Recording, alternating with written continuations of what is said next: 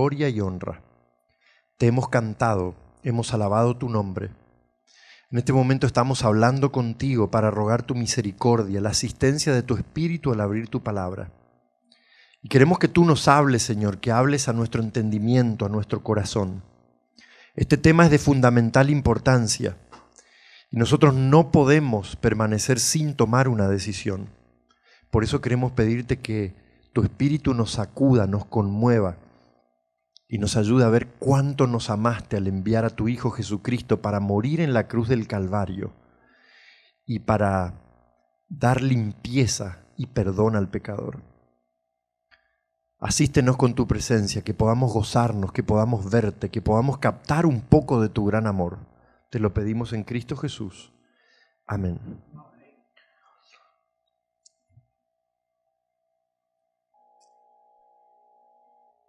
Muy bien, aquí está nuestro puente. Ya hemos recorrido, esta noche estamos llegando exactamente a la mitad. Son 7 temas, este es el cuarto. Hemos hablado de que Cristo es Dios, que se encarnó, se hizo hombre. Anoche hablamos de que vivió sin pecado y hoy vamos a hablar de que Jesús murió por nosotros. Y ese pilar, una vez más, así como son 7 los pilares, y eso no creo que sea coincidencia, tampoco es coincidencia que ese pilar esté en el medio, porque en el medio del plan de salvación está la muerte de Cristo. Eso es lo más importante de todo. Es la clave, es la esencia. Y nuestro tema esta noche es y muerte de cruz. Y muerte de cruz. Vamos a leer una cita de uno de los pensadores más agudos y profundos que tiene nuestra iglesia. Lamentablemente ya no está enseñando, ya se jubiló y enseñó en la Universidad de Andrews mucho tiempo y vive exactamente aquí en el estado de Oregon. No sé dónde bien que vive, pero el doctor George Knight debe ser una de las mentes y una de las plumas más agudas y más tremendas que ha tenido la historia de la iglesia. Y este hombre escribiendo acerca de la radicalidad de la cruz. O sea, que la cruz es algo radical, que tú no puedes ser superficial cuando analizas la cruz. Cuando te paras frente a la cruz, no puedes permanecer indiferente, no puedes permanecer neutral. Tienes que tomar una u otra decisión. Y miren lo que dice este hombre tremendo aquí inspirado. Algunas cosas es imposible enfrentarlas de manera neutral. La cruz de Cristo es una de ellas. Ante ella, una persona cualquiera o bien se burlará de la estúpida ingenuidad de alguien que moría por quienes le maltrataban, o bien se levantará con la máxima reverencia a la vista de un amor tan entregado. Tremendo pensamiento, ¿no? Quiere decir que algunas cosas en la vida son imposibles enfrentarlas, pararse frente a ellas y permanecer neutral. O sea, no decido nada, no, me da lo mismo, o sea, no tengo que tomar ninguna decisión. Una de esas cosas es la cruz. Y ante ella una persona o piensa que fue una tontería lo que hizo Jesús allí, muriendo como un ingenuo por aquellos que le maltrataban y que no merecían que él hiciera ese sacrificio, o sencillamente se levanta con reverencia a la vista de un amor tan profundo, de una entrega tan increíble como la de Jesús. Una u otra posición. Y en esta noche vamos a hablar de la cruz del Calvario y tú vas a tener que tomar una decisión y vas a tener que tener una posición. No te puedes quedar allí diciendo, qué interesante, una historia más, porque es una cosa u otra. La muerte de Cristo en la cruz del Calvario es nuestra única esperanza en este mundo y será nuestro tema en el mundo venidero. Cuán poco comprendemos el valor de la expiación. Si lo comprendiéramos, hablaríamos más de él. La muerte de Cristo es nuestra única esperanza. Y yo creo que nosotros no siempre hemos llegado a comprender, a captar la profundidad del significado de este acto de entrega tan sublime. Si no, nosotros hablaríamos más de él. Hablaríamos más de ese sacrificio. Hablaríamos más de Jesús. Pero no parece que entendiéramos bien porque no parece conmovernos tanto como debería. El Hijo de Dios levantado en la cruz ha de ser el fundamento de todo discurso pronunciado por nuestros ministros. Es decir, los pastores cuando se paran a hablar, no importa de qué tema hablen, pero en el telón de fondo tiene que estar siempre la cruz del Calvario. Porque es el amor de Cristo el que inspira toda acción. Es el amor de Cristo y su sacrificio en la cruz del Calvario lo que presenta las demandas de Dios frente al ser humano. Es el amor de Cristo el que tiene que movernos a tomar cualquier decisión en nuestra vida cristiana. Cualquier acto de obediencia debe ser movido por el amor de Cristo. Y cualquier doctrina de la Biblia debe ser entendida desde la perspectiva de la cruz de Cristo. No importa de qué doctrina estés hablando, aunque te parezca la que menos tiene que ver con la cruz, siempre hay un link, siempre hay un enlace, siempre hay una relación, hasta en el tema bíblico que te parezca menos espiritual, con la cruz del Calvario. Así que en el fundamento de todo discurso tiene que estar, en el fondo, aunque ese no sea el tema específico, tiene que estar la cruz. Tú tienes que ver la cruz, tú tienes que sentir la cruz, tú tienes que saber que la cruz te inspira y que en el fondo lo que Dios te pide es una respuesta a lo que Él hizo antes en la cruz del Calvario. La cruz no tiene que ver solo con un capítulo. Hice una recolección de citas de distintos autores que escribieron acerca de la cruz y que dijeron cosas tremendas, distintos libros que he leído acerca de la cruz y que me pareció interesante rescatar este tipo de cosas. Por ejemplo, este libro, El misterio de la cruz. La cruz no tiene que ver solo con un capítulo de la fe cristiana. Alguno podría decir, bueno, la cruz tiene que ver con ese capítulo de la fe cristiana o de la historia cristiana, que fue la pasión de Cristo, o que son los últimos capítulos de cada uno de los evangelios, o que tuvo que ver con la etapa terrenal del plan de salvación. No, no es solo un capítulo. Arroja su sombra e imprime su forma sobre toda esa teología. Sobre toda la teología de la Biblia, la cruz impacta, la cruz influye, la cruz le da forma. Desde el Antiguo Testamento, desde aquello que los teólogos han denominado como el protoevangelio, el primer evangelio, el primer texto de la Biblia que habla de la promesa de Dios, es la primera promesa de la Biblia en realidad, y que presenta el plan de salvación en miniatura, como en una cápsula, es Génesis 3:15. Inmediatamente que Adán y Eva pecaron, Dios apareció y les declaró en forma profética lo que iba a pasar. A partir del pecado de ellos se iniciaba un terrible y encarnizado conflicto entre el bien y el mal. Y Dios le dijo que la iglesia iba a batallar con la serpiente y que la serpiente le iba a causar mucho dolor y molestia a la iglesia. Le iba a producir heridas en el talón. Y yo te pregunto, ¿cómo te sientes tú caminando con una herida en el talón? ¿Ya tuviste un callo plantar, por ejemplo? ¿O te ampollaste los pies con un zapato un poco ajustado que te produjo ampollas en la parte de atrás? ¿O te lastimaste el talón o te mordió un perro, no sé?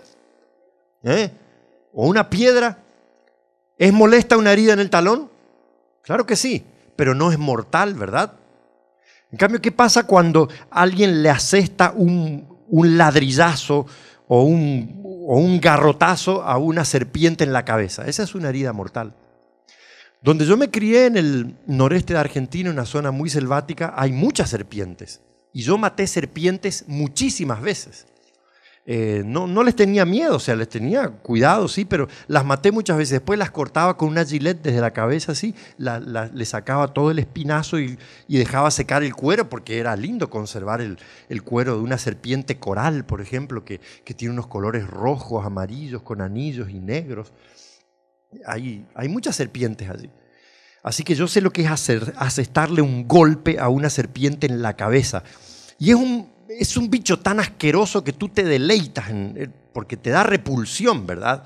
No sé si eso nos viene desde el Edén, pero le tenemos miedo, es una serpiente, muerde, tiene veneno, así que cuando matamos una serpiente sentimos como una satisfacción, ¿no es cierto? No es algo que tú sientas matando a cualquier otro animal.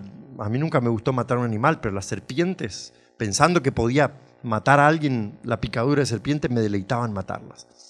Así que en ese texto que se conoce, que los teólogos conocen como protoevangelio, ya la cruz empezó a arrojar sombra sobre toda la historia de la teología cristiana. Así que cuando nosotros hablamos de la cruz del Calvario, no estamos hablando de un capítulo del plan de salvación solamente. Estamos hablando de algo que llena toda la palabra de Dios y que llena la historia de la salvación. Así que esto es bien interesante y nosotros tenemos que entender que cuando nosotros estudiamos la Biblia tenemos que tratar de ver la cruz de Cristo siempre, en el telón de fondo, en el background. Los pastores tenemos que saber que siempre nuestros discursos tienen que tener por detrás la apoyatura firme de la cruz del Calvario. El sacrificio de Cristo como expiación del pecado es la gran verdad en derredor de la cual se agrupan todas las otras verdades. La gran verdad. O sea que tú no tienes al estudiar la Biblia que entender ninguna doctrina alejada o separada de la cruz de Cristo. Porque la cruz de Cristo es el eje temático alrededor del cual se agrupan todas las doctrinas. Si tú eres un cristiano comprometido, que te gusta dar testimonio, te gusta aprovechar cada ocasión que Dios pone en tu camino, cada persona que Dios cruza en tu camino, y nada de esto es casual. Cuando tú eres cristiano no crees en casualidades. Tú sabes que Dios, cuando tú te levantas, amaneces y le dices, Señor, ¿qué quieres que haga? El Señor va a hacer todo deliberadamente en tu vida. El Señor te va a poner compañeros de trabajo, vecinos, familiares, los va a cruzar en tu camino para que tú aproveches y des testimonio. Y cuando tú das testimonio, y hay personas que yo sé aquí que tienen estudios bíblicos, que les gusta estudiar la Biblia con los demás, y esa es una actividad maravillosa. Tú creces tremendamente cuando compartes tu fe, tu esperanza, compartes a Cristo, compartes la palabra de Dios con otros. No hay nada que haga crecer tanto juntamente con el estudio de la palabra y la oración para ti, compartir eso con los demás. Y cuando tú des estudios bíblicos, nunca estudies ninguna doctrina, ningún tema bíblico separado de la cruz, como si eso fuera algo poco espiritual que no tiene nada que ver con el Evangelio. Agrupa todas las verdades alrededor de la cruz, porque la cruz tiene poder, tiene un poder tremendo. Cuando el apóstol Pablo fue a Corinto a predicar, él había usaba distintos métodos. Él era un hombre muy educado, muy culto, conocía mucho de filosofía, de teología, conocía el pensamiento griego y muchas veces discutió con los filósofos, pero parece que eso no le dio siempre buen resultado en otros lugares. Así que cuando él fue a Corinto, él dijo, me propuse no saber entre ustedes otra cosa, no hablarles de otra cosa, no predicar de otro tema que no sea la cruz. Cristo y Cristo crucificado. Y nada más, no quiero saber de nada más. Eso es lo único de lo cual les voy a hablar. Y él dice que a Dios le agradó convertir a la gente por medio de algo que él le llamaba la locura de la predicación. Y la cruz era un mensaje como loco en aquella época, porque los judíos, porque esto viene del Antiguo Testamento, consideraban al que moría crucificado como maldito. Así que esto forma parte del misterio de Dios. Cuando Dios elige reemplazar al hombre en la muerte, enviando a su Hijo para morir en nuestro lugar, una muerte sustitutoria, vicaria, o sea, en nuestro lugar. Él nos reemplazó en la muerte. Él eligió un método muy extraño. Eligió que su Hijo muriera una muerte despreciable, la peor de todas, como vamos a ver enseguida. Así que tenemos que entender la necesidad de agrupar todo alrededor de la cruz. A fin de ser comprendida y apreciada debidamente, cada verdad de la palabra de Dios, desde el Génesis hasta el Apocalipsis, debe ser estudiada a la luz que fluye de la luz del Calvario. Cada verdad, desde la primera hasta la última página de la palabra de Dios, debe ser estudiada desde la perspectiva de la cruz. Permite que la sombra de la cruz toque todo tema, toque toda página de la Biblia que tú vas corriendo siempre, porque hay poder en la cruz de Cristo. Muy bien, quisiera hacer con ustedes una descripción de cómo era la crucifixión. Marco Tulio Cicerón, que fue un estadista, orador y filósofo romano, que vivió antes de Cristo, entre el 106 y el 43, acuérdense que los años antes de Cristo van retrocediendo hasta llegar al año 0, definió la crucifixión, miren cómo, como la pena capital suprema, la más dolorosa, espantosa y repugnante. Pena capital suprema, la más dolorosa, espantosa y repugnante. Así definió este hombre la crucifixión. Fue practicada como pena capital, miren en cuántos imperios.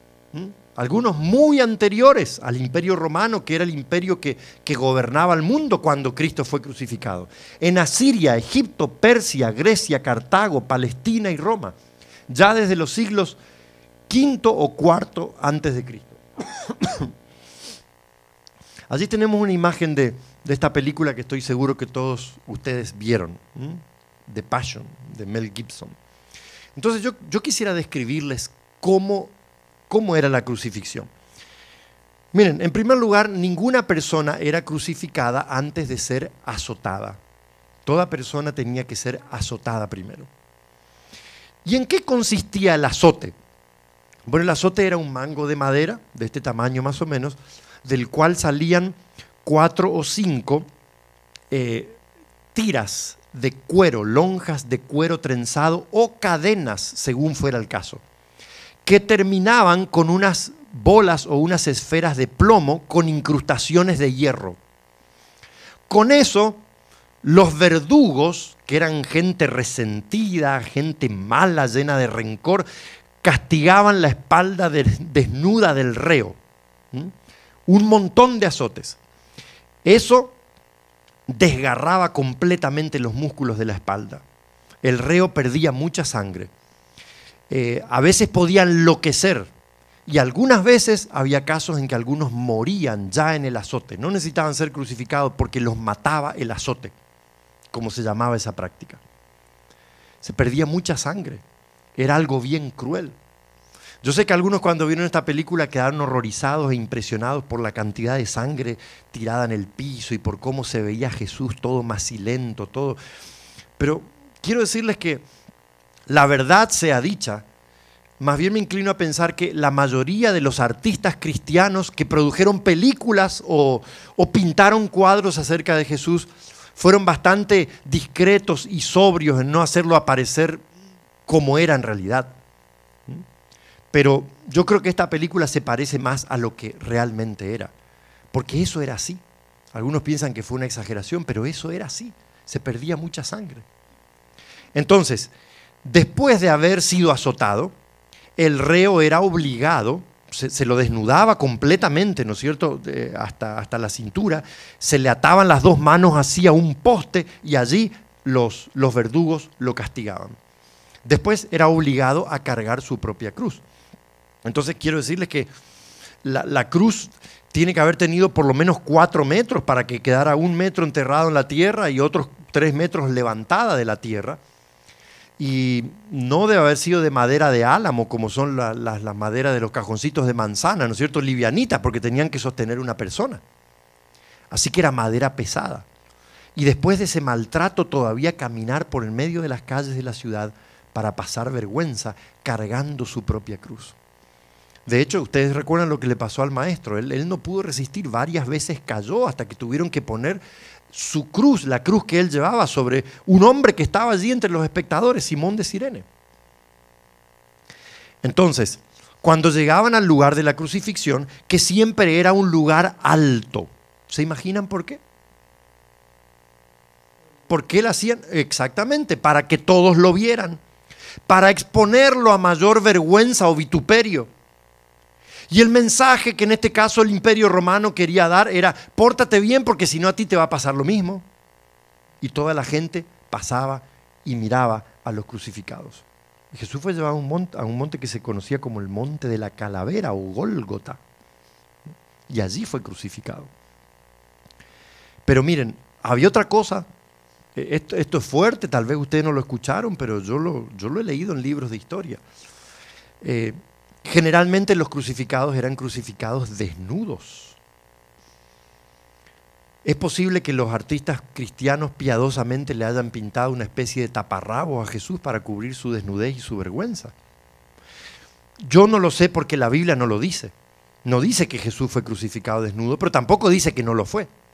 No dice nada. Yo solo estoy describiendo cómo era la práctica, cómo era la costumbre. Históricamente era así. Y a los hombres, es más, le cortaban el miembro muchas veces y lo colgaban en el palo así, que estaba atravesado, para exponerlo a mayor vergüenza todavía. La cruz, mis queridos hermanos y amigos, era algo espantoso y repugnante, como bien dijo Marco Tulio Cicerón. Era la peor de todas las muertes. Era una muerte vergonzosa, ignominiosa. Y miren, déjenme decirles que hoy la mayoría de las iglesias cristianas ostenta una cruz. De algún lugar sale, ¿no es cierto?, una cruz. Algunos la tienen adelante. Hay muchos cristianos que usan una cadenita con una cruz colgada aquí. ¿Y por qué es eso? ¿Por qué creen ustedes que las iglesias cristianas ponen una cruz delante y la gente se cuelga una crucecita en el pecho? ¿Por qué?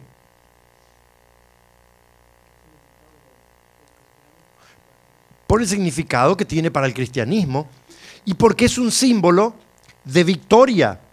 Nosotros no nos avergonzamos de la cruz, porque es el símbolo de la salvación para nosotros hoy como cristianos, pero yo quiero llevarlos hacia atrás y que ustedes vean que en aquella época la cruz no era lo que es hoy.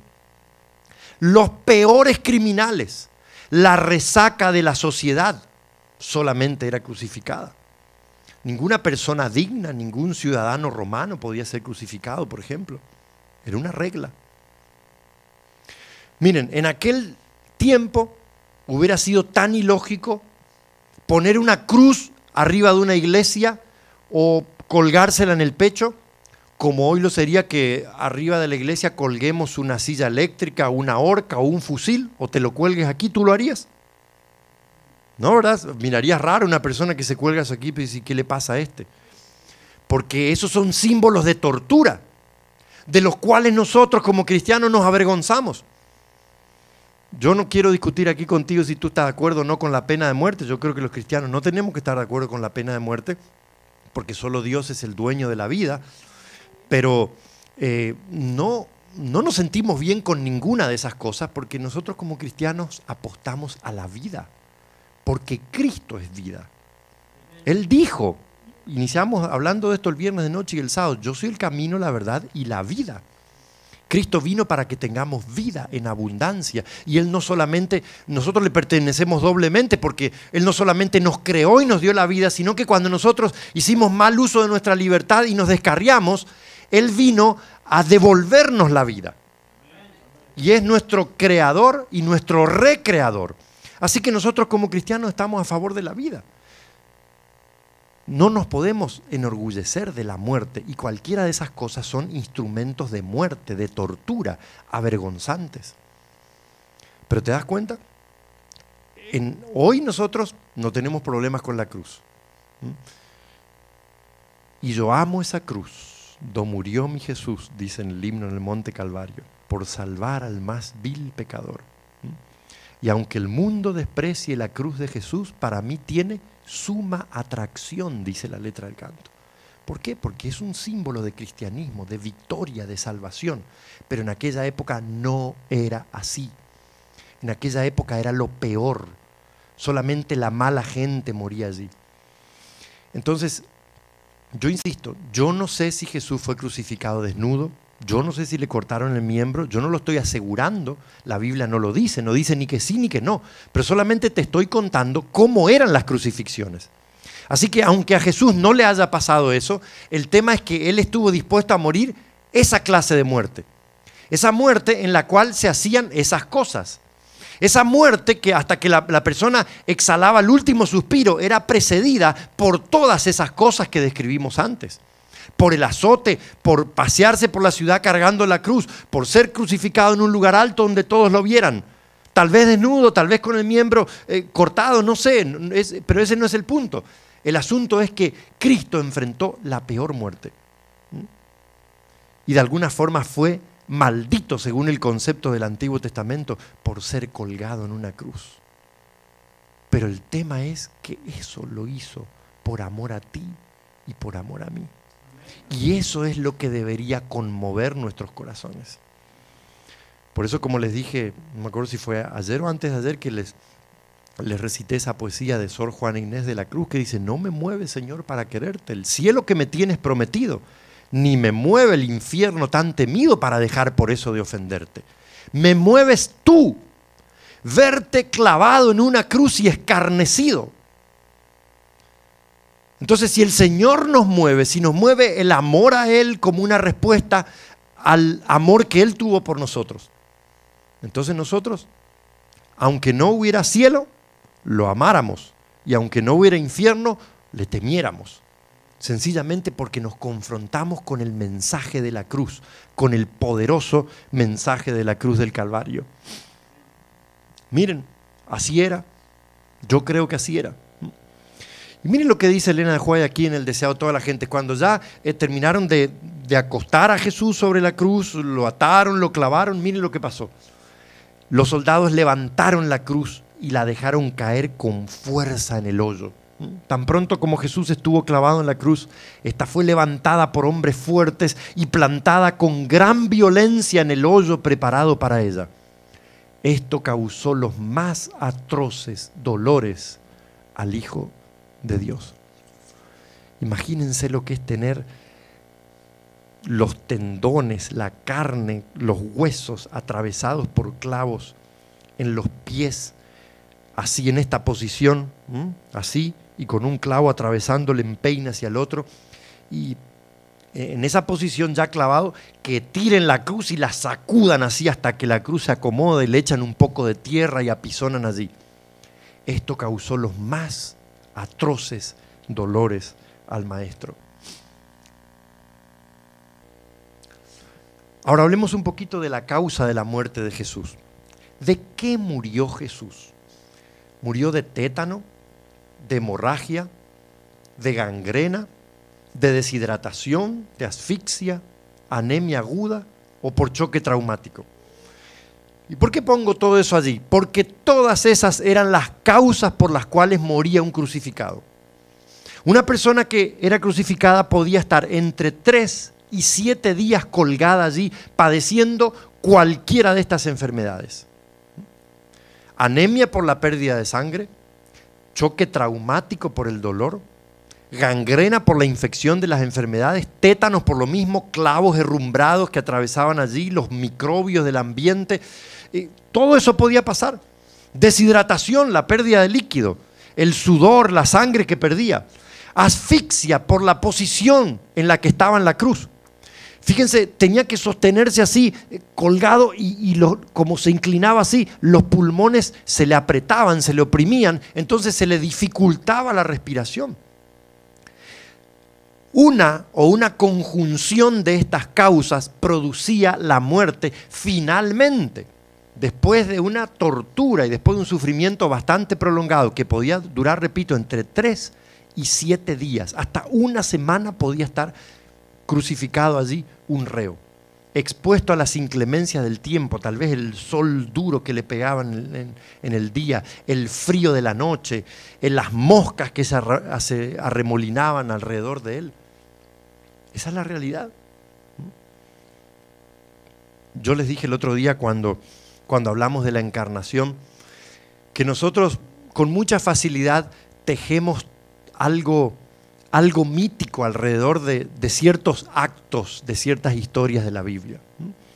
Y les hablé del pesebre y les puse el ejemplo del arca, y hoy quiero referirme a la cruz también, porque cuando nosotros vemos las imágenes, ¿no es cierto?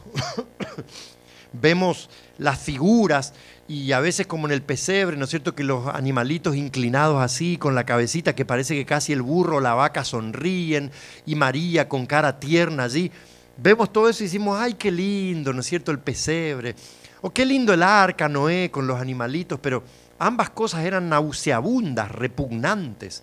Allí había sudor, olor a sudor de animales, a excrementos. No era nada agradable para 8 personas estar durante 5 meses dentro de un barco de madera con todo ese zoológico. Y tampoco fue fácil para María y para José tener a su baby, que ellos sabían por revelación del ángel Gabriel, aunque dudaron al principio, pero después lo entendieron. lo aceptaron y sintieron esa carga y ese privilegio enorme de ser los padres, los padres del Rey del universo. No debe haber sido fácil para ellos. Saber que no había lugar ni siquiera en una posada. Tuvo que nacer en un pesebre, en un establo sucio y maloliente. Y la cruz también está rodeada de toda una mística que nosotros a veces olvidamos. A veces necesitamos recordar exactamente cómo fueron las cosas para valorar más el amor de Dios por nosotros. Y valorar más el sufrimiento de algunos personajes y su fidelidad y su arrojo y su entrega. Porque finalmente la Biblia dice que las cosas que se escribieron antes fueron escritas para nuestra enseñanza, a fin de que por la paciencia y la consolación de las Escrituras nosotros tengamos esperanza. Las historias de la Biblia fueron escritas para que nosotros aprendamos, para que tomemos ejemplo, para que saquemos lecciones. Y así es como nosotros tenemos que analizar cada cosa. Y tal vez desmitificar un poco algunas escenas o algunas historias para entenderlas mejor y entender su valor. ¿Por qué murió Jesús? Bueno, la palabra de Dios lo dice con toda claridad y quiero que leamos algunos de esos textos. Aquí hay 3 razones por las cuales Cristo murió. O sea, no murió por nada de lo que dijimos allí. Y ya vamos a decir, aunque todos esos síntomas se pudieran en principio haber manifestado, pero hubo otra razón física que produjo el deceso, la muerte de Jesús. Pero vamos a ver las razones espirituales que la Biblia esgrime para mostrar que fueron la causa de la muerte de Jesús. En primer lugar, Cristo se entregó voluntariamente. San Juan capítulo 10. Allí Jesús se presenta como el buen pastor, el que da su vida por las ovejas. Y miren lo que dicen los versículos 17 y 18. Por eso me ama el Padre, porque yo pongo mi vida para volverla a tomar. Nadie me la quita, sino que yo la pongo de mí mismo. Tengo potestad para ponerla y tengo potestad para volverla a tomar. Este mandamiento recibí de mi Padre. Es decir, Cristo se entregó voluntariamente. Nadie le quitó la vida, sino que Él la puso voluntariamente. Él tenía autoridad sobre su propia vida. Él se entregó voluntariamente. Murió por nosotros, ocupó nuestro lugar. Isaías capítulo 53, versículos 3 al 7. No vamos a leer eso, vamos a leer el otro, Romanos 5, 8. Pero este capítulo tan impresionante de la Biblia, que es un capítulo mesiánico, aquí Dios habla del Mesías por medio del profeta Isaías 7 siglos antes de que Jesús apareciera. Y se usa el símbolo del Cordero tan apropiado para describir al Mesías, a Cristo Jesús. Y allí dice, mas Jehová cargó en él el pecado de todos nosotros. O sea, Cristo nos sustituyó en la muerte. Él ocupó nuestro lugar. Los pecados de toda la humanidad fueron cargados sobre Él. Y eso fue lo que produjo la gran angustia que le hizo gritar, Elí, Elí, lama sabactaní. Dios mío, ¿por qué me has desamparado? Cristo sintió esa sensación de desamparo, de indefensión, cuando vio que su Padre se retiró y tuvo que castigar el pecado tuyo y el pecado mío, el pecado de Adán y Eva. Tuvo que castigarlo en su Hijo. Porque tan ciertamente como hay leyes universales que se cumplen, leyes astronómicas, leyes físicas, leyes químicas. Por ejemplo, hay una ley física que es la ley de la gravedad, que dice que si yo suelto este control así, no se rompe, pastor, es buenísimo, es de plástico, no le hace nada, es como una tarjetita, yo sé. Si yo suelto el control, no sale disparado hacia arriba, sino que la ley de la gravedad indica que toda cosa que tú estás sosteniendo y sueltas va a caer. Bueno, hay una ley espiritual que se cumple inexorablemente, así como hay otras leyes. La paga del pecado es muerte. Y después que Adán y Eva pecaron, a pesar de todas las claras advertencias que Dios le había hecho, Dios no podía hacer de cuenta así, Carlito, aquí no pasó nada, hagamos de cuenta que empecemos otra vez. No le podía decir así a Adán y Eva, porque su gobierno iba a quedar debilitado, porque su ley no iba a ser tomada en serio, y la ley de Dios es un reflejo de su carácter. Tiene que ver con Él mismo. Entonces Dios no podía hacer eso. Nadie lo iba a tomar en serio. Y recuerden que todo el universo observaba el drama, cómo se desarrollaba el drama del conflicto entre el bien y el mal, de la entrada del pecado y cómo Dios lo manejaba. Así que Dios no podía hacer eso. La ley tenía que cumplirse. La paga del pecado fue muerte. Solamente que la gracia de Dios, la misericordia de Dios consiste en esto, en que Cristo vino y murió la muerte que a ti y a mí nos correspondía morir. Él ocupó nuestro lugar en la muerte, pero Dios castigó en su Hijo el pecado. Dios descargó la ira, que es el rechazo completo de Dios por el pecado. Eso es lo que quiere decir la ira de Dios. Cuando en la Biblia se habla de la ira de Dios, no es que Dios pierde los estribos y se le suben los colores a la cara, ¿no es cierto? Y tiene un arrebato de mal carácter, no. Es la actitud de desprecio y de rechazo por el pecado. Dios es fuego consumidor para el pecado. Por eso es que nosotros tenemos que ampararnos en la gracia y en la sangre de Cristo, porque eso nos defiende de la ira de Dios. Pero Dios tuvo que castigar en Cristo el pecado de todos nosotros. Así que Cristo ocupó nuestro lugar. Eso se llama muerte sustitutoria, nos sustituyó, o muerte vicaria, representativa. Él te representó y me representó y fue a la muerte para que se cumpliera la ley que debía cumplirse inexorablemente de que la paga del pecado es muerte. Solamente que no moriste tú, no morí yo, sino que murió Él en nuestro lugar. Gloria a Dios por eso, hermanos. Ese es el mensaje poderoso del Evangelio. Ese es el mensaje en el cual tú y yo debemos creer, al cual debemos aferrarnos con uñas y dientes, porque es nuestra única esperanza de salvación. Romanos capítulo 5, verso 8. Vamos a leer este pasaje, Romanos 5, 8. Allí dice el apóstol San Pablo: mas Dios muestra su amor para con nosotros, en que siendo aún pecadores, Cristo murió por nosotros. ¿Cómo se muestra el amor de Dios, mi querido amigo, mi querida hermana? ¿Cómo se muestra? En que Cristo, siendo nosotros pecadores, murió por nosotros. No por causa de que éramos buenos, no por causa de que hicimos buena letra durante un buen tiempo y nos portamos bien, entonces Dios dijo, bueno, ahora de premio, ahí te va la salvación. No tiene nada que ver con eso. Siendo malos, estando muertos en nuestros delitos y pecados, siendo miserables, inicuos pecadores, Cristo vino a morir por nosotros. No lo merecíamos, pero Él lo hizo por amor. Así que Cristo se entregó voluntariamente, por eso murió. Cristo también murió por nosotros, ocupando nuestro lugar. Y el apóstol Pablo añade que murió por nuestros pecados. El siguiente libro después de Romanos, 1 Corintios 15, el verso 3.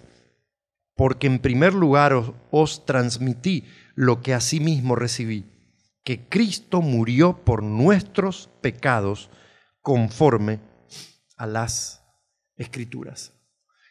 Entonces, queridos hermanos, nosotros tenemos que entender que la muerte de Cristo no fue un acto casual, no tuvo que ver con la crueldad de los romanos, no tuvo que ver con la injusticia de los judíos, aunque todo eso participó. Todas esas cosas concursaron allí.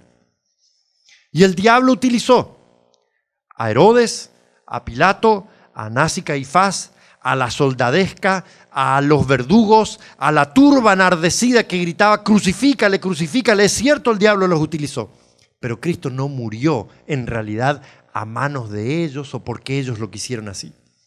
Cristo murió porque había un plan diseñado desde antes de la fundación del mundo.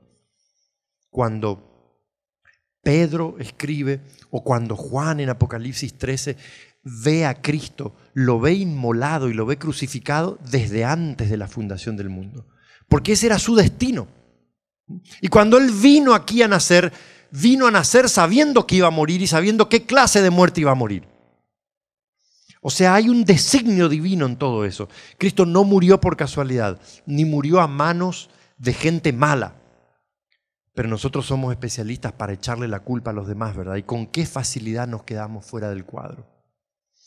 En cierta ocasión había una viejecita muy piadosa que le estaba enseñando un libro con láminas bíblicas a su nietecito. Y pasaban las distintas historias, las imágenes, y el niño hacía preguntas y la abuelita tiernamente contestaba. Y llegaron al Nuevo Testamento y allí veían a Jesús posando sus manos poderosas, haciendo milagros, sanando a la gente, porque Él vivió haciendo bienes. Y entonces de pronto el niño preguntó cuando veía a Jesús allí siendo azotado o en la cruz siendo clavado, y preguntó: abuelita, ¿y estos quiénes son? Y la abuelita, que tan tiernamente había respondido todas las preguntas, de repente se le transformó la cara y parecía que le salían fuego por los ojos y se llenó de odio y dijo: ¡esos son los perros judíos que crucificaron a Jesús!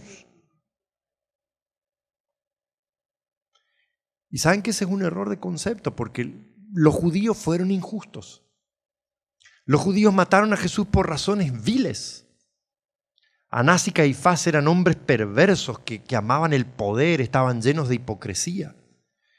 Y Pilato y Herodes también se peleaban allí, se disputaban. Era toda una sucia y corrupta política interna. Pero Jesús no murió por eso. No fueron los perros judíos, y algunos les tienen odio a los judíos, ¿no es cierto? Porque piensan que ellos sencillamente fueron los actores del momento. Tú y yo tenemos que comprender que si Jesús hubiera vivido hoy, tú y yo hubiéramos estado allí.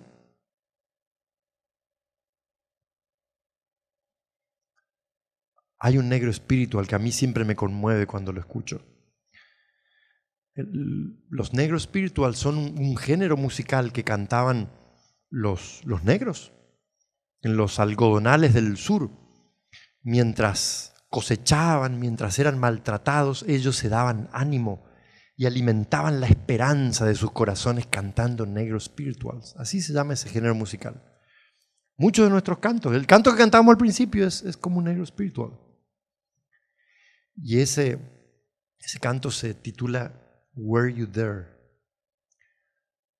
Y la letra dice: ¿estabas tú allí cuando Jesús murió, cuando fue crucificado?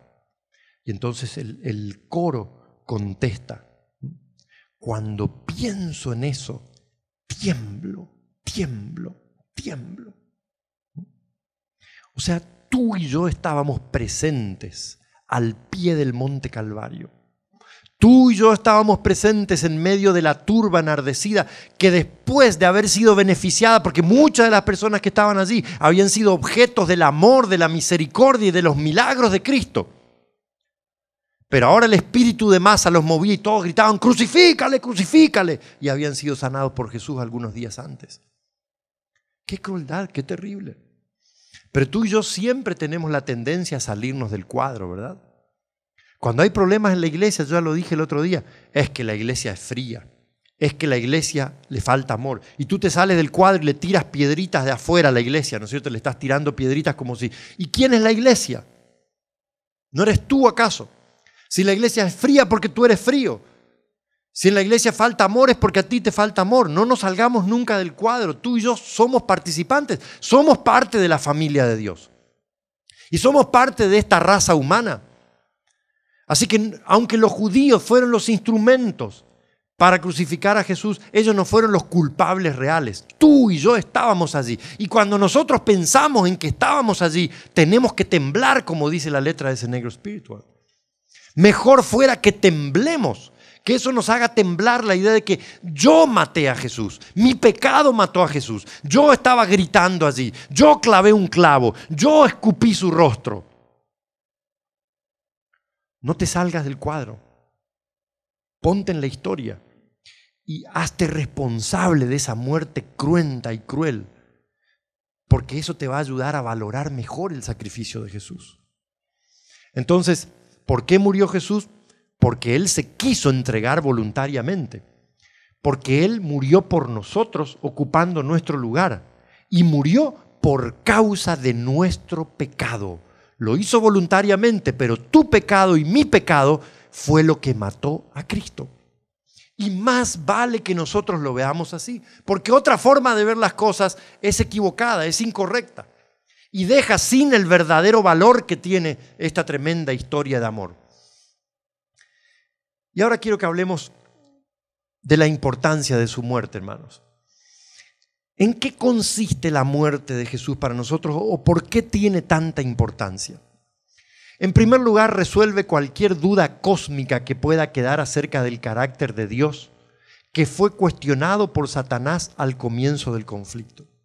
Es decir, nosotros tenemos que recordar que Cristo vino aquí a morir por nosotros, es cierto, pero más importante que eso todavía, y no...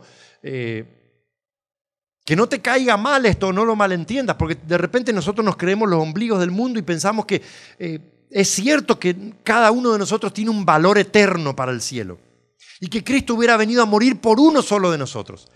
Pero la razón de fondo, la razón esencial, más importante aún que morir en nuestro lugar, era vindicar el carácter de Dios que había sido puesto en tela de juicio por el enemigo ante todo el universo. Así que cualquier duda cósmica que exista acerca de que Dios es injusto. Miren, yo hago siempre este ejercicio porque todos los seres humanos tenemos dudas, ¿verdad? Todos pasamos por dudas existenciales. Y en algún momento decimos, ¿será? ¿No será? ¿Y si esto de que Cristo viene fuera un cuento y después no viene? ¿Y si los muertos no resucitan y yo resulta que estoy muy tranquilo, que me voy a morir pensando que voy a resucitar, pero ¿y si no pasa? Son dudas que asaltan a todas las personas. Pero cuando te vengan dudas acerca de si Dios fue injusto en la forma en que manejó el conflicto, cuando algún compañero de trabajo te dice, y si el Dios en quien tú dices que crees fuera tan justo, ¿cómo es que permite que tantos niños inocentes mueran? La típica pregunta, ¿verdad? Todo eso produce dudas y nosotros no tenemos todas las respuestas. No intentes explicar el misterio de la iniquidad. Yo les dije al principio de esta serie que la Biblia habla de dos grandes misterios, ¿verdad? El misterio de la piedad y el misterio de la iniquidad. Son contrastados. El misterio de la piedad es un insondable misterio de amor que sigue un camino descendente porque Dios se hace hombre y baja hasta lo último. El misterio de la iniquidad es algo delirante, demencial, una farsa. La criatura queriendo ser Dios y eso sigue un camino ascendente. Ninguno de los dos misterios se puede explicar perfectamente. No intentes explicarlo. Consuélate en que Dios te ama y que te baste con eso como respuesta a cualquier duda existencial. Pero la importancia de la muerte de Cristo radica en primer lugar en que resuelve cualquier cuestionamiento, duda existencial acerca de si Dios realmente es bueno o no, si es justo o no. Algo debe haber que nosotros no entendemos porque no tenemos siempre la explicación. ¿Por qué pasó lo de las Torres Gemelas? ¿Por qué pasó lo del tsunami? Tú no siempre puedes explicar eso. Dios tiene todo en sus manos, Él controla todo. A veces Él produce algunas cosas, a veces las permite, pero yo no puedo explicar eso. Ahora, cuando yo pienso en la cruz del Calvario, se me resuelven todas las dudas existenciales. Yo no dudo del amor de Dios. Algo habrá en estos incidentes trágicos que yo puedo no explicar o no entender, pero todo se me hace claro cuando pienso en la cruz del Calvario. ¿Cómo pudiera Dios ser un Dios injusto? ¿Cómo pudiera ser Él culpable de todas esas cosas? ¿Para qué eso? ¿Para qué entonces envió a su Hijo a morir por cada uno de nosotros? Que Dios nos ama con un amor tan grande y este tema va a ser motivo de nuestro estudio por toda la eternidad. Otra razón para hablar de la importancia de su muerte. Miren esta cita. El plan de redención tenía un propósito todavía más amplio y profundo que el de salvar al hombre. Cristo no vino a la tierra solo por ese motivo, lo que te decía recién, sino para vindicar el carácter de Dios ante el universo. El acto de Cristo de morir por la salvación del hombre no solo haría accesible el cielo para los hombres, sino que ante todo el universo justificaría a Dios y a su Hijo en su trato con la rebelión de Satanás. Demostraría la perpetuidad de la ley de Dios y revelaría la naturaleza y las consecuencias del pecado. O sea que la cruz muestra básicamente dos cosas: el amor de Dios y la crueldad de Satanás. La justicia de Dios y la injusticia del enemigo. Ambas cosas quedan absolutamente expuestas allí en la cruz del Calvario. Una solución, este es el libro del cual les hablaba, en el cual este teólogo adventista explica claramente, es un libro tremendo, habla de la cruz de Cristo. Una solución contundente al problema del pecado solo habría incrementado la desconfianza hacia Dios. El enfoque obedéceme o te mato era una posibilidad para Dios, pero él sabía que solo serviría para extender la infección de miedo, desconfianza y falta de armonía que Satanás había originado. Porque esto es algo que muchos plantean. ¿Y por qué Dios, cuando ese misterio inexplicable de la iniquidad se inició y Lucifer en el cielo le entró ese microbio del pecado y le corrompió el corazón, ¿por qué Dios no lo eliminó completamente? ¿Por qué no lo barrió de un plumazo? Y cuando Adán y Eva fueron desobedientes, ¿por qué no los barrió de un plumazo y empezó de vuelta todo? Sí, porque esa forma hubiera dejado muchas dudas. Era una posibilidad, obedéceme o te mato. Imponer su voluntad era una posibilidad, pero Dios no quería, porque hubiera quedado un gran signo de interrogación. A Dios le está costando y le está llevando 6.000 años de existencia de este mundo poder demostrar que Él es amor. Pero Dios necesita hacerlo de una manera acabada y completa para que se cumpla lo que dice Nahum 1:9, que el mal no se vuelva a levantar. Después que Dios elimine completamente, erradique el pecado y el mal de este universo. Después de que todo se haya terminado, Dios garantiza que el mal no va a volver a levantarse. No hay posibilidad de que el misterio de la iniquidad surja nuevamente, porque todas las dudas van a quedar aclaradas, porque tú y yo y hasta los impíos van a tener que reconocer que Dios fue justo. Así que Dios sabe lo que hace, no está en nuestras manos cuestionarlo, ¿verdad? Solamente refugiarnos en los méritos de Cristo en la cruz del Calvario. En este libro titulado Algunas dificultades morales de la Biblia, este autor plantea lo siguiente: el hecho de que Dios no haya destruido todavía a Satanás muestra que tiene muy buenas razones hasta ahora para no haberlo hecho. Odia al mal infinitamente más de lo que nosotros podemos odiarlo, pero es infinitamente más sabio que nosotros y sabe lo que es mejor. Alabado sea Dios. Nosotros tenemos que confiar todas nuestras preocupaciones y dudas e incertidumbres en las manos poderosas de Dios que conoce el futuro. Ninguna razón humana puede justificar a Dios en nuestro mundo caótico. Ninguna razón humana, ningún argumento humano, no lo puede justificar. Tú no puedes tratar de hacer quedar bien a Dios con argumentos humanos. Su justificación debe fluir de una demostración histórica de su amor, y eso tuvo lugar en la cruz del Calvario. Lo único que justifica a Dios es la cruz del Calvario. Lo único que explica todas las cosas. La cruz de Cristo despliega ante el universo, como ninguna otra cosa podría hacerlo, tanto el amor de Dios como el odio maligno del reino de Satanás. Entonces, dijimos que, ¿dónde radica la importancia de la cruz? En primer lugar, que resuelve toda pregunta o duda existencial que nosotros podamos tener. Lo explica todo. En segundo lugar, nos recuerda el amor de Dios y su deseo de salvarnos. ¿Qué acto o qué cosa te explica o te recuerda mejor el amor de Dios y su deseo de salvarnos que la cruz del Calvario? Jesús le dijo a Nicodemo en aquella entrevista nocturna: porque de tal manera amó Dios al mundo, que ha dado a su Hijo único, para que todo aquel, y en ese todo aquel estás tú incluido, todo aquel que cree, si tú crees, no te pierdas, aunque lo mereces, aunque lo merezco, pero no nos perdamos, sino que tengamos vida eterna, si tan solo creemos. Pero no hay demostración más profunda, más sublime, más increíble del amor de Dios y recordatorio más tierno de cuánto nos ama el Señor que la cruz de Cristo. Así que en eso también radica la importancia de la cruz, en servirnos de recordatorio permanente de cuánto nos ama Dios. También la cruz elimina la causa de nuestra separación de Dios, el pecado. Mas la paga del pecado es muerte, dice Romanos 6:23. Y si ese versículo tuviera allí un punto, estaríamos todos fritos, ¿no es cierto? La paga del pecado es muerte. Pero dice, la dádiva de Dios, ¿qué es una dádiva?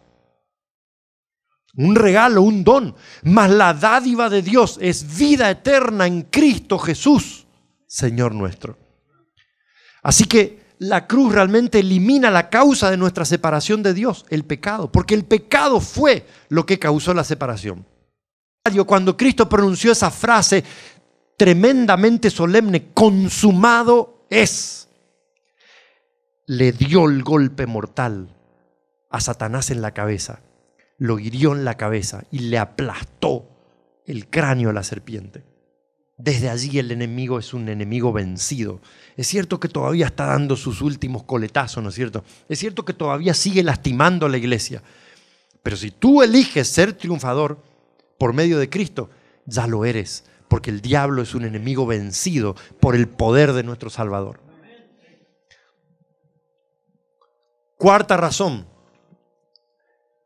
de importancia. Ilumina las experiencias humanas de sufrimiento, abandono, impotencia y desesperanza. ¿Quién no se ha sentido triste, impotente, desesperado, afligido alguna vez? Pero mira, la cruz sirve para iluminar la senda que te lleva al cielo. Esta senda angosta, llena de sacrificios, de privaciones. Esta senda donde tú muchas veces tienes postergaciones por amor a Cristo. Esta senda donde muchas veces se te van a burlar. Esta senda donde el enemigo te sacude duro muchas veces. Es iluminada por la luz que emana de la cruz del Calvario. Así que para nosotros es importante la muerte de Cristo. Porque como les dije antes, la cruz está relacionada con todos los aspectos de la religión y de la vida cristiana. No es solamente un pequeño capítulo de la historia de la salvación. No es solamente un aspecto de la religión. Lo llena todo. Así que la cruz tiene una relación directa y estrecha con las pruebas que tú tienes que enfrentar. Porque cuando tú enfrentas pruebas y lloras, tienes que acordarte que Jesús ya lloró por ti. Y cuando se burlan, tienes que recordar que ya se burlaron de Jesús en la cruz. Y cuando te sientes acabado, miras a la cruz y tienes vida. Es un poco extraña la figura que Jesús usó con Nicodemo, ¿no es cierto? Pero Jesús es el exégeta perfecto. Y él tomó aquella historia de Números capítulo 21, creo que es, donde las serpientes ardientes mordían al pueblo de Israel por causa de su rebelión, de su murmuración y de sus quejas. La tremenda incredulidad del pueblo de Dios. Y Dios envió serpientes que los mordían y se morían como una plaga. ¿Y qué le dijo Dios a Moisés que hicieran cuando el pueblo clamó? Le dijo, ora a Dios para que podamos salvarnos de esto. Levanta un asta de madera, pon una serpiente de bronce allí en lo alto y cuando cada persona que ha sido infectada por el veneno que le inoculó la serpiente, mire hacia esa asta, vivirá. Y entonces Cristo, en la conversación con Nicodemo, en el contexto del versículo 16 que nosotros conocemos bien de memoria, dice, porque como Moisés, dice el versículo 14, porque como Moisés levantó la serpiente en el desierto, así es necesario que el Hijo del Hombre sea levantado para que todo aquel que en él cree tenga vida eterna. No sé por qué Jesús tomó la idea de la serpiente, pero lo importante es que tomó un asta y que había que mirar para vivir. Y cuando tú te sientas caído y sientas que el enemigo, la serpiente antigua que se llama diablo y Satanás, inocula su veneno cuando te muerde, el veneno del pecado, tú puedes levantar tu vista a la cruz del Calvario y vivir. Y cuando Cristo es levantado, o sea, cuando Cristo fue levantado, Juan 12:32, Jesús lo dijo, y yo si fuere levantado de la tierra, a todos atraeré a mí mismo. Y él hablaba de su muerte. O sea, cuando yo sea levantado, hablaba de la imagen de la crucifixión, a todos atraeré a mí mismo. Y Cristo crucificado ejerce un magnetismo y una atracción tremendas. Y no solamente cuando nosotros miramos a la cruz, sino cada vez que se abre la palabra para exaltar a Cristo, para levantar al crucificado, Dios atrae, Dios atrae. Y en este momento el Espíritu de Dios está ejerciendo ese magnetismo en tu corazón y te está atrayendo y te está llamando para que tú puedas tomar una decisión. Comenzamos diciendo que nosotros no podemos permanecer en un terreno neutral cuando nos paramos frente a la cruz. U observamos eso y pensamos que qué clase de tonta ingenuidad fue esa que un hombre muriera por causa de gente que no valoraría su sacrificio. O nos sentimos sobrecogidos y con reverencia contemplamos la máxima demostración de amor. No puedes permanecer neutral, una u otra. ¿Cuál va a ser tu respuesta en esta noche? ¿Cuál va a ser tu respuesta cuando el Señor te está atrayendo a través de la cruz? Es la única motivación genuina para nuestra respuesta de amor, servicio y obediencia, la cruz del Calvario. Por eso Pablo dijo, el amor de Cristo nos constriñe. Quiere decir, nos impulsa, nos impele, nos domina, nos controla. El amor de Cristo nos controla. Y nuestra respuesta de amor, servicio y obediencia tiene que ser la motivación, o sea, la cruz del Calvario, tiene que ser la motivación genuina para cada acto de servicio, para cada acto de obediencia, para cada acto de amor, para cada acto de negación. Todo lo que tú haces o dejas de hacer tiene que estar motivado por la cruz de Cristo. No por el amor a la ciudad de oro que el Señor prepara allá arriba. No tampoco por el temor al infierno, sino por la luz que emana de la cruz de Cristo. Así que la cruz de Cristo es la única motivación. Mis hermanos, Jesús, que no tenía pecados, no merecía morir, pero lo hizo por nosotros. Nosotros, que somos pecadores, merecíamos morir, pero podemos vivir por Cristo y para Cristo. Una de estas noches yo les cité 2 Corintios capítulo 5, versículo 21. Les dije que ese es el texto de la Biblia que más claro habla acerca de la justificación por la fe. Muestra claramente la transferencia, esa especie de switch que se hace. Cristo viene con toda su justicia, porque la justicia está personificada en Cristo. Y yo me acerco con toda mi carga de pecado. Y la justicia de Cristo es puesta sobre mí. Me es imputada, me es acreditada, es contada en mi cuenta. Y yo soy declarado justo y tratado como justo. Pero todo mi pecado va sobre Cristo. Entonces, al que no conoció pecado, Cristo Jesús, por nosotros lo hizo pecado el Padre, o sea, lo trató como pecador cuando descargó su ira sobre él, para que nosotros fuésemos hechos justicia de Dios en él. O sea, fuésemos justificados por la fe cuando aceptamos a Cristo. Pero es así, porque mi pecado es cargado sobre él y su justicia me es atribuida a mí. Jesús no tenía pecados y no merecía morir, pero lo hizo por ti y por mí. Nosotros somos pecadores y merecíamos morir, pero podemos vivir por Cristo y para Cristo. Cristo fue tratado como nosotros merecíamos ser tratados, para que nosotros pudiéramos ser tratados como Él merecía ser tratado. ¿Entienden? No es un trabalengua, suena así, ¿no es cierto? Pero Cristo fue tratado como tú y yo merecíamos ser tratados. O sea, como delincuentes, como criminales, como culpables. Para que tú y yo, que somos culpables, pudiéramos ser tratados como Él merecía ser tratado, como un caballero, como un rey, como un señor, como lo que Él es. Qué profundidad de la gracia y del amor de Dios. En esta noche yo quiero hacerte una invitación. Lucio, ¿será que me puedes poner otra vez, o Ricardo, el canto que cantamos al principio? Quiero hacerte una invitación. Quiero que tú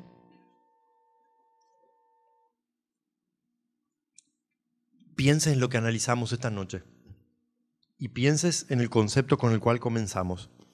Nadie puede permanecer neutral frente a la cruz. Nadie puede decir yo no decido, porque al decir yo no decido, estás decidiendo perderte.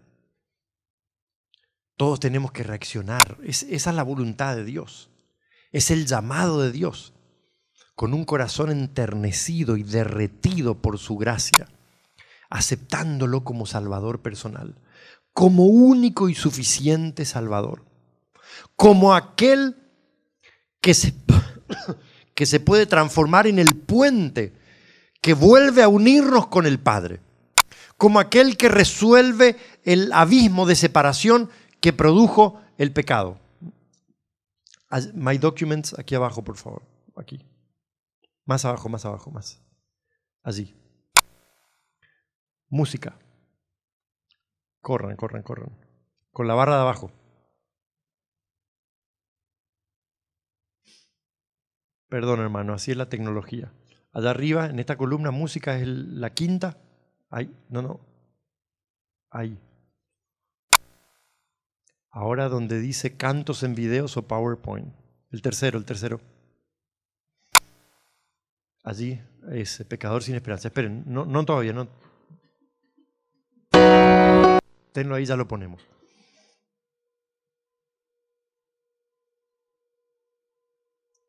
Me perdí lo que le estaba diciendo ahora. Pero lo que quería decirles es que cada uno de nosotros tiene que responder al magnetismo que ejerce el amor de Cristo y no puede permanecer neutral. Piensa en esta noche en el llamado del Señor. Él murió en nuestro lugar, murió para salvarnos, entregó voluntariamente su vida por nosotros. Y es posible que nosotros muchas veces hayamos escuchado el llamado de Dios, pero no lo hayamos aceptado. Y en esta noche, el Señor te llama a que tomes una decisión. No soy yo, olvídate de mí, yo soy un siervo de Dios, soy el instrumento, yo soy el que estoy hablando, pero cierra los ojos e imagina que Dios te está diciendo, hijo mío, dame tu corazón, entrégame tu vida, ríndete a mi amor, valora mi sacrificio, permite que tu corazón se enternezca de amor por mí como mi corazón se enternece de amor por ti cada vez que pienso en ti. Y responde a la invitación del Señor. Es posible que haya personas aquí, yo no los conozco a todos ustedes, pero es posible que haya personas aquí que aún no hayan tomado una decisión en favor del Señor y no lo hayan aceptado como Salvador personal. Y hayan estado siempre merodeando, tal vez vengan y visiten la iglesia, tal vez hayan recibido algún estudio bíblico, tal vez hayan venido a alguna campaña anterior, hayan escuchado mensajes, pero no han decidido todavía. Y en esta noche yo quiero hacerte una invitación. Quiero hablar a tu corazón. Mientras cantamos este canto que dice pecador sin esperanza, Jesucristo te ama a ti. Cuando estaba yo perdido, mi Jesús me amó a mí. Y quiero que te pares y vengas adelante si sientes en tu corazón que el Señor te llama. Él ya dio un paso cuando bajó del cielo a la tierra y vino a morir por ti. Tú no tienes que avergonzarte de nada, porque no pierdes nada cuando le dices sí al Señor y lo ganas todo, ganas la vida eterna. Entonces, si tú sientes en tu corazón que el Señor te llama, si sientes que el Espíritu de Dios está ejerciendo ese magnetismo, esa atracción maravillosa que Él hace cuando pensamos en la cruz poderosa de Jesús, ven aquí adelante porque quiero hacer una oración especial por ti. Esta invitación no es para aquellos que ya le rindieron su vida a Jesús, que ya lo aceptaron como Salvador personal. Tú puedes renovar esa entrega, pero la invitación es especialmente para aquellos que no han tomado esta decisión y quisieran unirse al Señor y quisieran caminar en victoria con Él, quisieran prepararse para el cielo, estudiar la Biblia, ser siervos de Dios. Si ese es tu caso, si tú sientes que el Señor te está llamando, mientras cantamos este canto, ven aquí al frente que quiero hacer una oración bien especial por ti. ¿Está bien? Muy bien. Venga, hermano. Cantamos, ahora sí.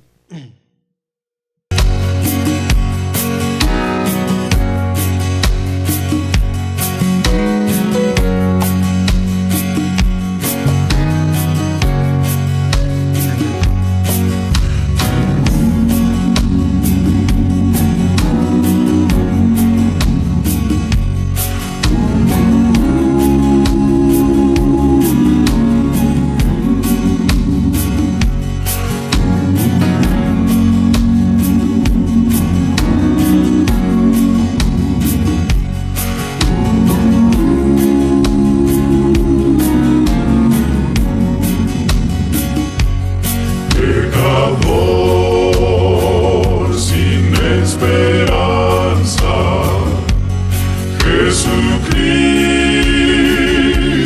te ama a ti. Cuando estaba yo perdido, mi Jesús salvóme a mí. Si yo sé que la sangre de Jesús es eficaz, que Jesús con su sangre limpia al pecador, más vil y paz le da. Cuando vienen tentaciones, a tu lado Cristo está.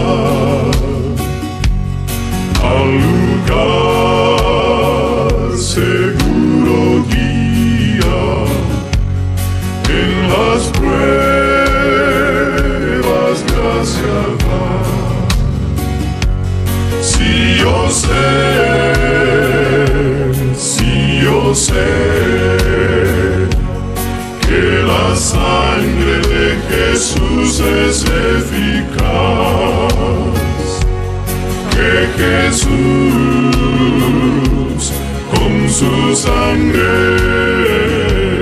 limpia al pecador, más vil y paz le da. Te guiará hasta que llegues a la celestial ciudad, donde eterna vida y dicha gozarás por su bondad. Si yo sé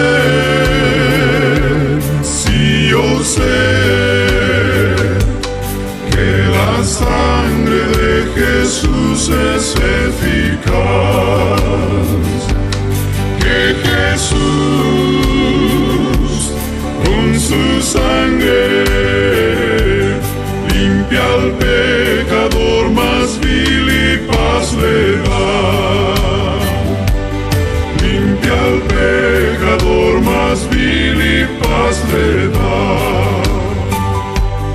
Limpia al pecador, más vil y paz le da.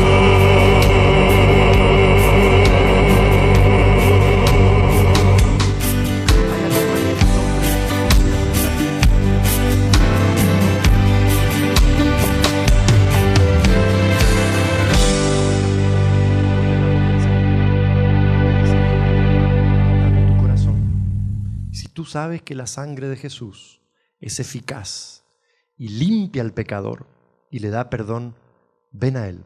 ¿Hay alguien que esté en esa situación, que no haya aceptado todavía a Jesús como su Salvador en esta noche y quiera decirle, Señor, yo vengo, yo quiero hacer un pacto contigo? Ya vamos a orar, pero si estás en tu asiento luchando, no tengas vergüenza. El Señor no se avergonzó por nada, murió la muerte más vergonzosa, pero lo hizo por ti. Así que tú no tienes que tener vergüenza. Si estás dudando, aleja al enemigo. El Señor es el que te llama. Ya voy a orar. ¿Alguien más quiere venir? Dios te bendiga. ¿Alguien más? Muy bien. Cierra tus ojos, vamos a orar. Dios y Padre nuestro que estás en los cielos, gracias por tu misericordia y por tu amor, revelados en la cruz del Calvario más que en ninguna otra manera, en ningún otro acto, en ninguna otra escena del plan de salvación. Te alabamos y te glorificamos en esta noche. Damos la gloria debida a tu nombre y reconocemos cuánto nos amas y reconocemos el valor de la cruz, que resuelve toda duda cósmica, que une otra vez al hombre con Dios, que acaba con el problema del pecado, que es la máxima manifestación de tu amor, que es la verdadera y genuina respuesta de todo acto de amor, de obediencia y de servicio. Señor, bendice a estos hermanos que pasaron aquí adelante, aceptándote como su Salvador personal. Toma sus corazones como enteramente tuyos. Tú los conoces, sabes sus luchas, pero ellos han venido aquí al frente para decirte sí, Señor. Se han rendido a la atracción de la cruz. Y te quiero pedir que los bendigas ricamente, que los acompañes, para que nada ni nadie los haga volver atrás.